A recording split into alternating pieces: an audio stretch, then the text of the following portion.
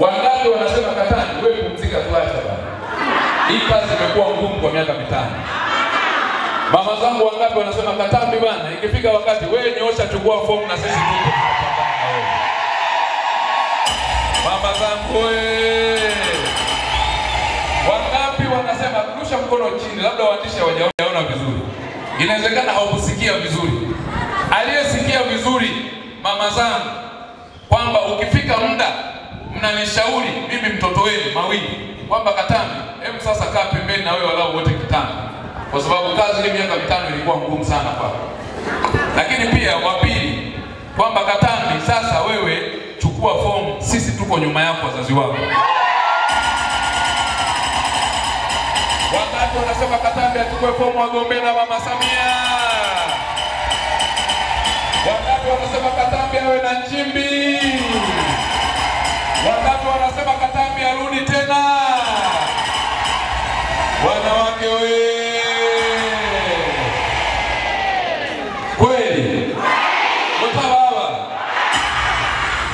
kweli aleo nitakupigia kura mama zangu mama zangu, kwa upendo nilionao natambua mmekaa toka asubuhi.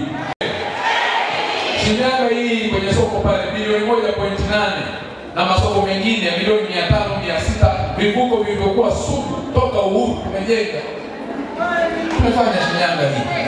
Lakini bali na hayo yote niliwahi kuambia Mtume Muhammad sallallahu alaihi wasallam ndugu zake walimkana, kaka yake Abdinaja alimkana, lakini leo ni mtume na ndio mtu ambaye dua zetu zote zinapitia kwake ili Mwenyezi Mungu atupe thawabu. Isa bin Maryam Yesu Kristo alikuja hapa safarini, wakawa wanasema si mtoto wa seremala huyu, kazaliwa na Mariam pale, tena na kuonekana wa Roho Mtakatifu. Wakataka kumwambia hata Joseph bwana ilikuwaje, si ndio? Lakini Yesu huyo ndio aliyeenda mpaka baadaye akaenda kwenye ukombozi. Yesu huyu alifanya miujiza, alifufua wafu waliokufa kabisa, uongo kweli? Aliponya wagonjwa, akafanya vipofu wakaweza kuona tena, uongo kweli?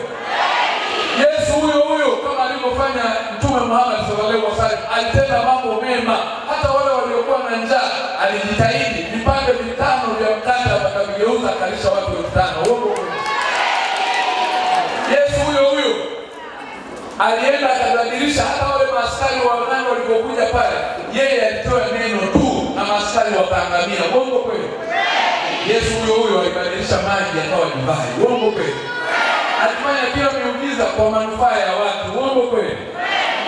Lakini Yesu huyo alitukanwa, walimkejeli, walimdhihaki, walimtemea mate, walimpiga, wakamsulubisha, akauawa, akatundikwa msalabani.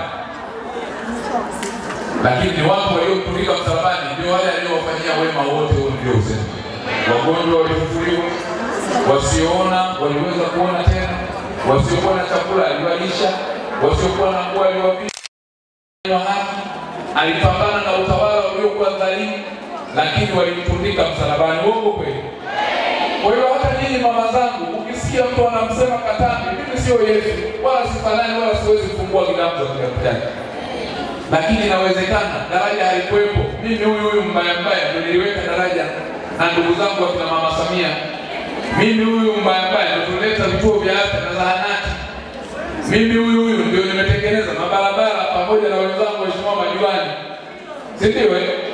Lakini ukisikia mtu anamsurubu Katambi na kumsema vibaya, mwambie wewe unarudia alikuwepo Mtume Muhammad sallallahu alaihi wasallam na Yesu Kristo. Walimfanyia hivyo na leo tunawaamini. Katika ukati wa CCM Mama Samia na Katambi, wewe hapo mimi ndio mkono juu nielewa.